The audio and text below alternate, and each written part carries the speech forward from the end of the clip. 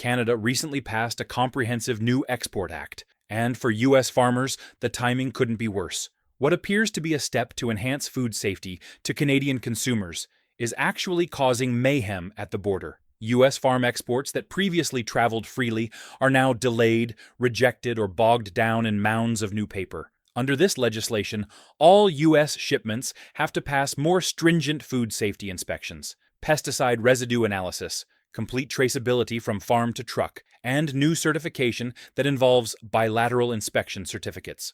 On paper, it appears like quality control, but trade officials say this is something more than that, a deliberate attack on the very core of America's agricultural sector. The blowback already is intense. Plants are reducing shifts, truckers are losing routes, and farmers are seeing prices tumble as silos and warehouses fill up.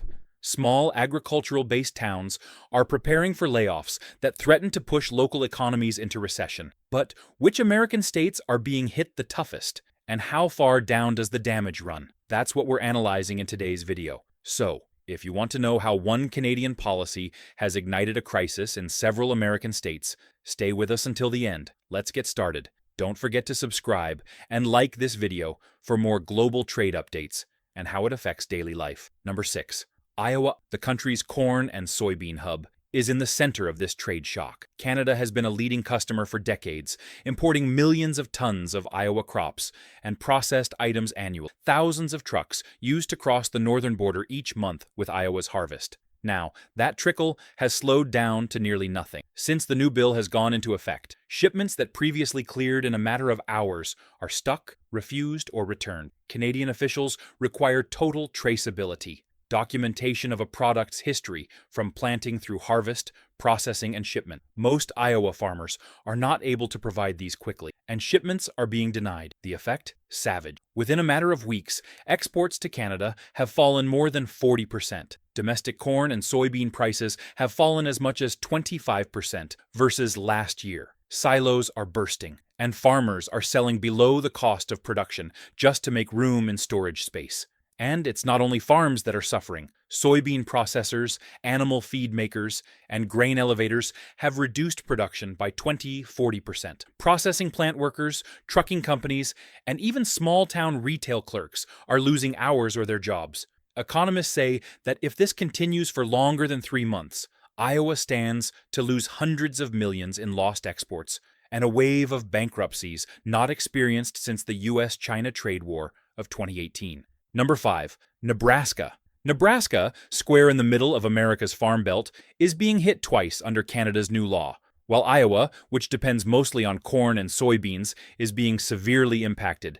Nebraska's economy is diverse. It is one of the top grain-producing states, as well as the top beef and dairy cattle states. That mix previously provided balance. But now, both aspects of the state's agriculture-based economy are under attack. Beef and dried milk exports that used to flow freely into Canada now encounter roadblocks.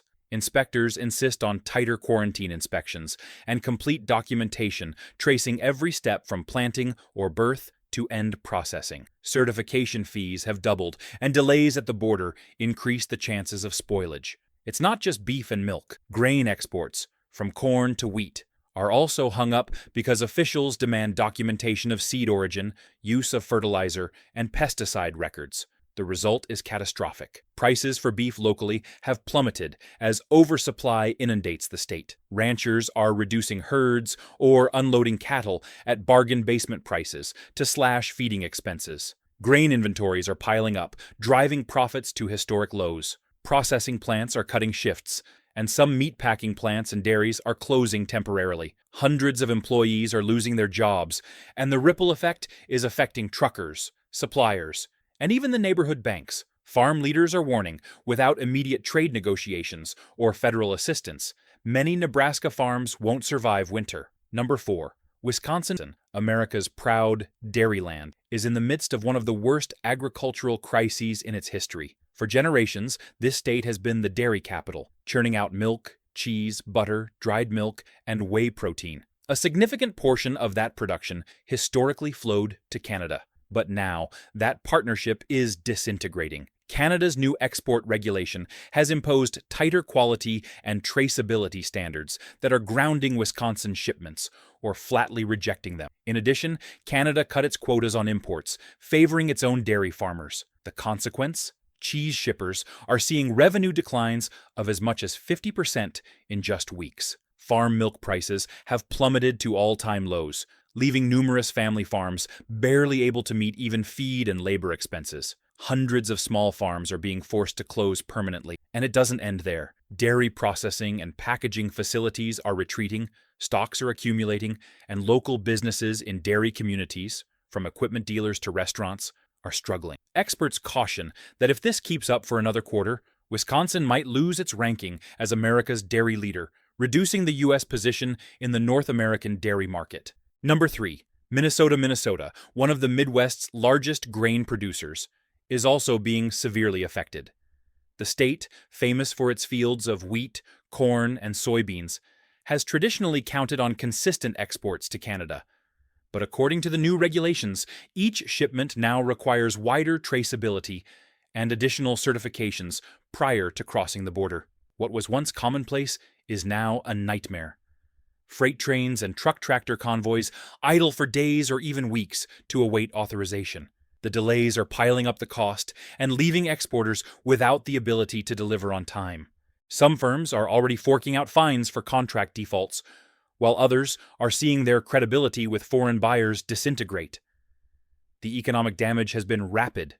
Wheat and soybean prices have crashed because of oversupply, and storage facilities are full to the brim. Farmers are now left with mounting storage bills and the danger of their crops degrading over time. The harm extends beyond farms. Truck drivers, railroad freight workers, and loading teams are losing hours, or their jobs, as volumes shipped overseas dwindle. Small towns that depend on farm transportation are suffering with declining tax receipts and slowing down local economies. Specialists predict that if such disruptions continue for another 3 to 4 months, Minnesota will lose its competitive position in the North American grain market. Number 2. North Dakota. North Dakota, a border state and America's second leading producer of soybeans and wheat, has been particularly hard hit. Canada was a steady customer for years, importing huge quantities of grain and processed foods to feed its citizens and livestock. That arrangement has now been upended overnight. Since the new legislation took effect, shipments that previously cleared in a matter of hours are now delayed or refused outright. Tighter quarantine inspections and traceability measures involve extensive paperwork, drawing out customs clearance to days at peak crossings such as Portal, Pembina, and Northgate. Each delay incurs cost, reduces profit margins, and undermines North Dakota's reputation as an exporter. The implications? Dire. Prices for soybeans and wheat have fallen 20-25% since earlier this year. Silos along the border are full to the brim, and farmers have to bear increased storage costs, waiting for markets to reopen. Purchases by grain cooperatives have been reduced, leaving farmers with limited selling outlets. The ripple effect is devastating local economies. Milling facilities, shipping companies, and storage operators have reduced shifts or terminated employees. Border towns previously robust from cross-border commerce are watching retail sales plummet. Experts caution that without new markets, North Dakota's agricultural production could decline, and its position as a world agricultural leader might never be regained. Number 1. South Dakota.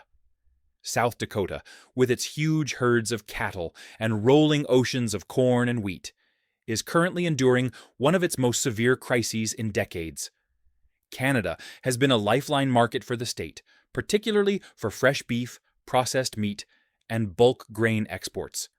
But now, that lifeline has almost been cut. For South Dakota beef growers, the new regulations are nearly unmanageable. Canadian regulators now require complete traceability, everything from where the animal came from and what it was fed to processing and shipping. These additional steps cost money and delay shipments, making it near impossible for most exporters to remain competitive. The result? Prices on beef have plummeted. Cattle ranchers are being driven to reduce herds or dump cows at bargain basement prices simply to reduce feed costs. Grain farmers are not having it much better. Shipments of corn and wheat are idling at the border, while agents demand detailed documentation of seed origins, fertilizer use, and pesticide application. With exports halted, inventories are mounting and prices in the local market are dropping. Some farmers are actually reducing next year's planting, worried they'll never get production costs back. The agony stretches far beyond the fields. Meatpacking facilities are reducing shifts, or closing altogether. Truckers are losing routes, and agri-service companies are experiencing sharp revenue declines. South Dakota communities are preparing for tougher times as jobs disappear and incomes drop. Canada's new export law plunged 6 U.S. farm states into crisis, forcing prices down, eliminating jobs, and causing enormous uncertainty. If this confrontation goes on, analysts say it has the potential to ignite the greatest wave of farm bankruptcies in decades.